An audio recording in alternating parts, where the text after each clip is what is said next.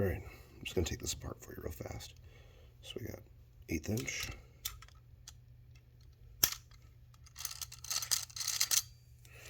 Another 1/8 inch on the rear of the frame.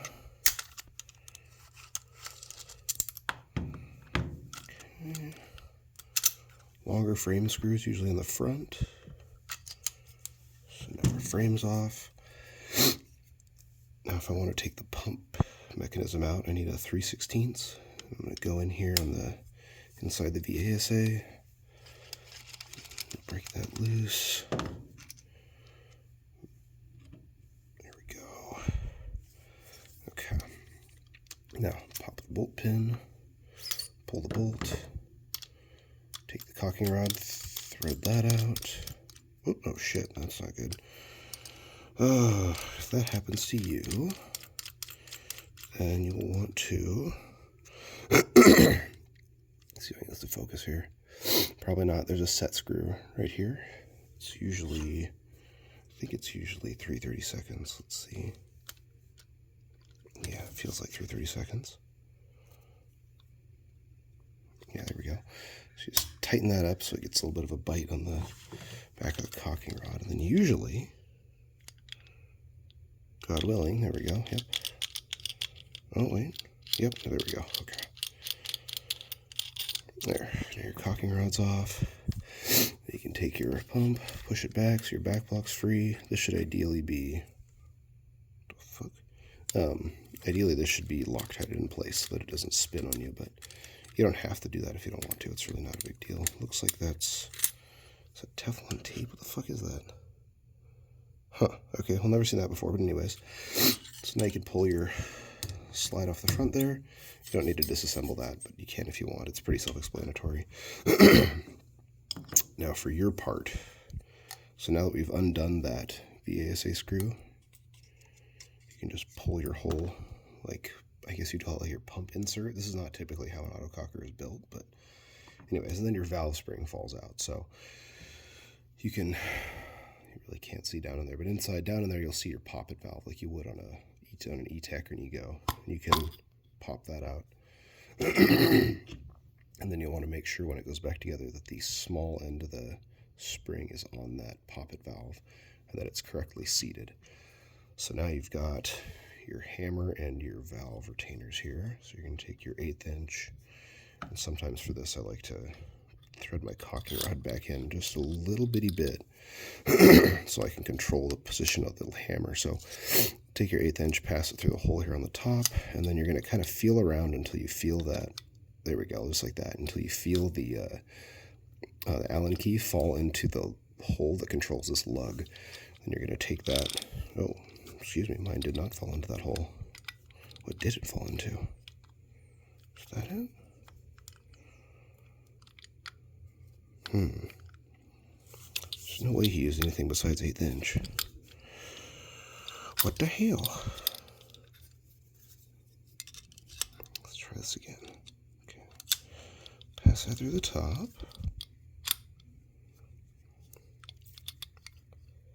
This is 1/8 inch, right? What the hell? Huh. Usually this is pretty easy. Oh, is that it? No. That's particularly odd. Very odd, in fact. Well, let's come back to that here in a minute. So now I can take my 3/16 again, wind out my IVG, which stands for Internal Velocity Governor. And all it is just a little screw that puts pressure on the spring that controls the hammer. So what you're doing is it's putting more pressure on this, which effectively increases the dwell of the marker. Okay, that's loose. So now I believe that's, oh, I think it's, no, it's not 9/16. It's a step up. It is whatever the fuck that says. So yeah, then you'll take this little set screw out. That's what retains the valve. On a typical autococker, there is a there's like a retaining nut that's inside the internal bore there, and it requires a special tool. You'll drop down there, and you'd be able to screw that little lug out. it looks like this. So if you ever end up with another autococker, a typical one, you'll find that that's holding the valve in place. So if you feel like you can't get your valve out, just be gentle. You'll find that there's probably one of these in the way. That's not exclusive to Meteor autocockers that don't have those, but it's just some certain ones. So now, how did he machine these? Doesn't look like he machined a shoulder into them, so I should be able to get that out. Yeah, there it goes. So on a typical autococker, you couldn't do this, but because this is bored straight through, you can actually get the valve out of the front. Sometimes it's easier than other times. So what I'm doing here is I'm pushing this just up against the valve really gently, just so I can get it free. And it's coming out pretty easily. If anything feels like it's getting, like there's a lot of tension on it, it's always a good idea to stop and kind of think about what you're doing. Make sure you're not breaking something, because sometimes there's just something you weren't expecting in the way, or something like that, and you don't want to run the risk of damaging something. Because if you damage the internal bore of one of these bodies, you're playing with fire. You get a really high chance that it might damage something. Maybe not irreparably, but still, it's better safe than sorry. So I'm going to try this hammer again. I'm going to not tighten it, but bring it in a little further, and just see if I can feel that lug. I've never had one of these not be 1/8 inch, so this would be totally new to me if it's a different size. But it looks like it might be, so I'm going to try a size down. Let's see if that works. No, that's slipping past it, so this must just be user error on my part. Or my 1/8 inch is a little fat for this or something. Or it's metric. Oh, Jesus, I forgot he's from France. Let's see if he's metric, if I'm right. If it is metric, it's going to be a 3mm, it looks like. Sure shit. Okay, so it's metric. That's weird. So you need a 3mm Allen key to get this one out. So what I'm doing here is you can see the little lug there that engages the trigger, or the sear, I should say, is is winding itself back into the hammer so that it can clear that slot. So that looks like it's flush, or at least a little below it. And now I can just take this. Don't need to go a little further. Okay. So now I can just pull the whole assembly out the back. So now you can just unthread your hammer. That's a nice hammer. Okay, good on Fabrice for making this. That's pretty cool. If you can tell, I haven't taken mine apart yet. Okay, so now, now that valve is still in there, best way to take it out, get your squeegee, push it down there. You're not going to hurt anything. It's just a straight through 11/16 tube. Push that baby out. And I know you discovered that your valve was backwards, but it's for future reference in case you weren't aware. The small side here is obviously where the small end of this goes. So this slides into there, and then your hammer hits this. So that this will always be facing towards the hammer, which is on the back side of the marker. So it'll be like that. Spring facing towards the front block, or towards your pump rod in this case. Be sitting just like that. And in your case, I think your spring might be doing something funny, so just make sure this is all oriented correctly. As long as everything looks like this, so you've got your valve mainspring that's resting on your insert for the pump arm, or I should say the pump assembly, followed by the spring on the hammer, and then this cocking rod, I should say, and then your IVG, internal velocity governor. Okay, so that's your lower tube assembly. That's the stuff that's hard for me to explain to you. Let me get a little closer here so you can see it.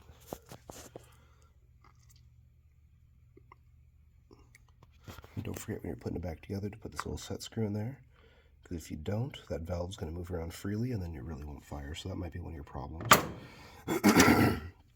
Also, it's worth noting, these bolts have a hole in them, specifically so that you can access that little lug on the hammer here without having to take the bolt out. So that's kind of handy. I tend to take my bolts out anyways, just in case. But, you know, totally up to you. Yeah, I think that covers it pretty well, so I'll put it back together for you real fast. Excuse me.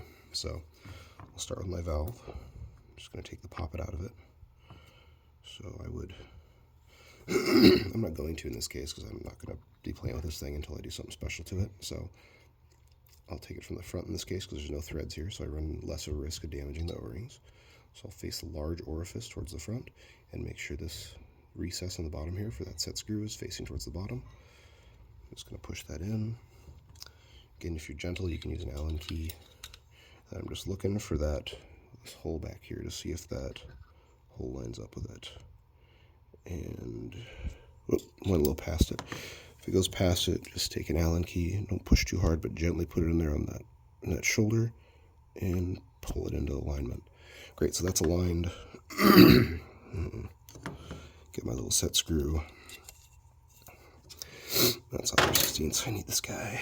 Take my, whatever the fuck this is, put that in there, and then this is really important. When you go to do this, just bring it up like that. You don't have to tighten it, because all you're doing is making sure the valve doesn't move fore and aft. It's able to seal in there without your, added torque. So like, in this case, I'm going to go a little further, because I don't feel any resistance. Okay, there, now I feel a little bit of resistance.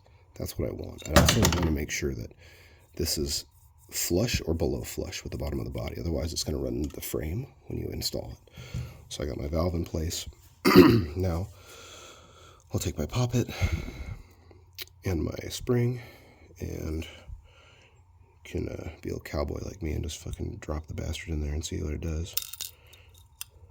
Believe it or not, that actually worked. So, yeah, it's actually not that hard to do either. Just kind of drop it in there, and then you're just looking to see. You can look down the bore and see that there's, I mean, you can't see it, but I can see it. You'll just see that the spring looks like it's sitting in the middle. I move my stuff around, and I don't see anything shaking, so I can generally assume it's in place. So now you've got your pump assembly here. Notice the thread that the IV or the VASA screw threads into is right there. So I'm going to face that towards the bottom.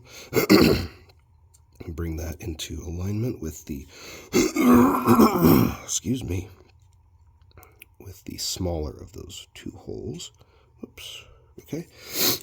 Now take my my VASA, and I keep calling everything an IVG. Make sure that the open port there is facing towards the front of the marker. Just set it on there gently like that. Take your 3/16. Oh shit! Holy fucking moly! Usually that seats nicely, but. And usually it threads in too. That would be really cool.